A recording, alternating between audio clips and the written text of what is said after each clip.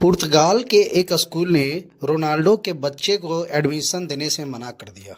अक्सर जब भारत की कंपेयर अमेरिका यूरोपीय कंट्री से होता है तो हम भारतीय उन देशों से काफ़ी पीछे नजर आते हैं। ये पिछड़ापन इकोनॉमिकली हो, हेल्थ सिस्टम में हो, एजुकेशन सिस्टम में हो या अदर किसी भी डेवलपमेंट में हो, लेकिन जो सबसे बड़ा अंतर होता है वो हमारे और उनके बीच के सोच में।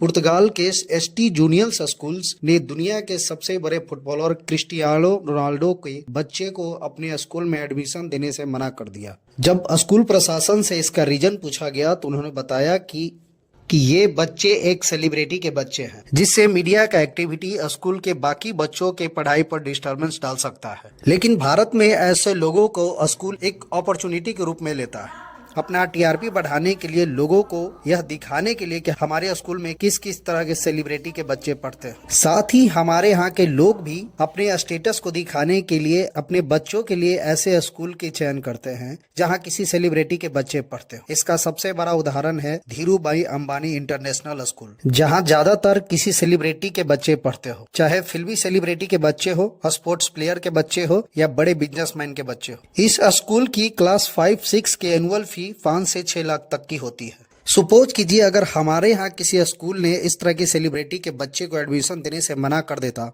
तो गवर्नमेंट का सारा प्रेशर उसका शुल्क पे आ जाता। साथ ही मीडिया और हमारे समाज के कुछ बुद्धिजीवी लोग उसके खिलाफ प्रोटेस्ट शुरू कर देते। आज इंडिया में एजुकेशन एक बिजनेस बन गया है। अगर आपका बच्चा एनसी क्लास में भी पढ़ता है तो उसका मंथली खर्च कम से कम 10,000 के आसपास आता है, जिसके वजह से भारत के 80% लोग आज अपने बच्चे को अच्छे स्कूल में नहीं पढ़ा पाते हैं। एक 2024 के सर्वे में पता चला कि इंडिया में सिर्फ 4% लोग 70,000 महीना कमाते हैं, यानी अच्छा लाइफ स्टाइल और अपने बच्चों की अच्छी पढ़ाई सिर्फ 4% लोग ही दे पाते हैं। प्रधानमंत्री के आर्थिक सलाहकार डॉक्टर विवेक देबराय ने 2022 में कहा था कि इंडिया में 90% लोगों की इनकम 25,000 पर मंथ से कम है। ऐसे में 90% लोग अपने बच्चों की अच्छी शिक्षा कैसे दे पाएंगे, इसका कल्पना आप खुद कर सकते हैं। अगर आप यूरोपीय कंट्री की बात की जाए तो वहाँ एजुकेशन कोई बिजनेस नहीं है। सभी देशों में एक शिक्षा पॉलिसी है, अमीर और गरीब सभी को एक समान शिक्षा दी जाती है, क्योंकि शिक्षा में सब समान रूप से सभी का अधिकार होता है।